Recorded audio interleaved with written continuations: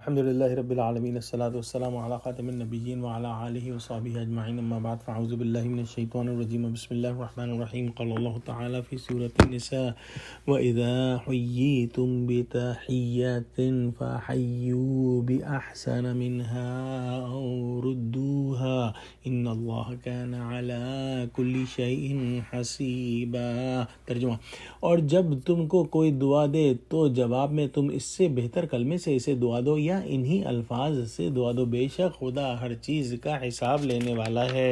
بعض اکابر نے اذا حییتم کا ترجمہ یوں کیا ہے کہ جب تمہیں سلام کیا جائے۔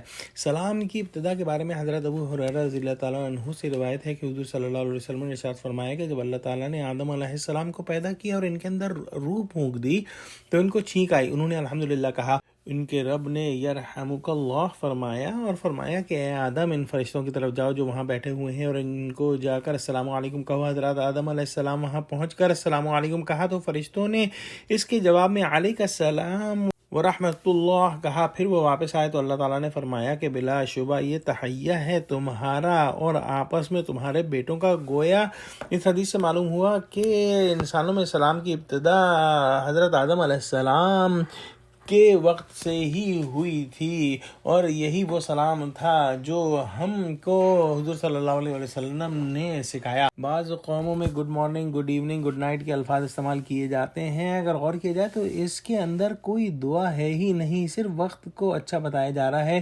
پھر اس سے بطور استعارہ انسانوں کی اچھی حالت مراد لی جاتی ہے اور اس کے اندر کہیں دائمی سلامتی کی دعا نہیں، جبکہ سلام کے اندر جو ہے اظہار محبت بھی ہے، اللہ تعالیٰ سے دعا بھی ہے کہ اللہ تعالیٰ آپ کو ہر قسم اور ہر طرح کے آفات و مصائب سے محفوظ رکھے۔ لفظ السلام جہاں اپنے مصدری معنی رکھتا ہے وہاں اللہ تعالیٰ کے اسماء حسنہ میں سے بھی ہے اور اس کا ایک معنی یہ بھی ہے کہ اللہ تعالیٰ جو سلامتی دینے والا ہے تمہیں اس کے حفظ و امان میں دیتا ہوں کہ وہ تمہیں ہمیشہ سلامت رکھے۔ اسلام کے اندر سلام کی کثرت جو ہے محبوب ہے اور بہت مرغوب ہے، جو ایک حدیث کے سے ظاہر ہوتا ہے کہ حضور صلی اللہ علیہ وسلم نے ارشاد فرمایا کہ ایک مسلمان کے دوسرے مسلمان پر 5 حقوق ہیں۔ نمبر 1 سلام کا جواب دینا، نمبر 2 مریض کی عیادت کرنا، نمبر 3 جنازوں کے ساتھ جانا، نمبر 4 دعوت قبول کرنا، نمبر 5 چھینکنے والے کا جواب دینا، یعنی جب وہ الحمدللہ کہے تو اس کے جواب میں یرحمک اللہ کہنا۔ حضرت عبداللہ بن عمرو رضی اللہ تعالیٰ عنہ سے روایت ہے کہ ایک شخص نے رسول اللہ صلی اللہ علیہ وسلم سے دریافت کیا کہ اسلام کے اعمال میں سب سے بہتر کون سا عمل ہے؟ آپ نے فرمایا کہ کھانا کھلایا کرے اور اس کو بھی سلام کرے جس سے جان پہچان ہو اور اس کو بھی سلام کرے جس سے جان پہچان نہیں ہے۔ ایک حدیث میں آیا کہ حضور صلی اللہ علیہ وسلم نے ارشاد فرمایا کہ جب تم میں سے کوئی اپنے بھائی سے ملاقات کرے تو سلام کرے، اس کے بعد اگر درمیان میں کوئی درخت یا دیوار یا پتھر کی آڑ ہو جائے اور پھر ملاقات ہو تو پھر سلام کرے۔ اسی طرح حدیث میں آیا ہے کہ جب تم کسی کے گھر میں داخل ہو تو گھر والوں کو سلام کرو، جب وہاں سے چلنے لگو تو انہیں سلام کے ساتھ رخصت کرو۔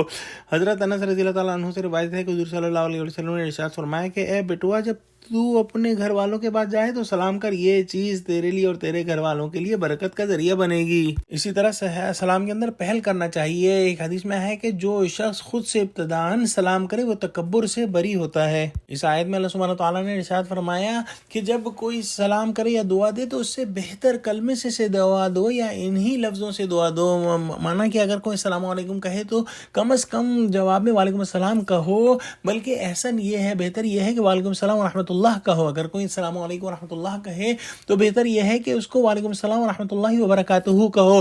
اس سے آگے سلام کے جواب کو بڑھانا جو ہے اس کے اندر جو ہے وہ علماء کا اختلاف ہے۔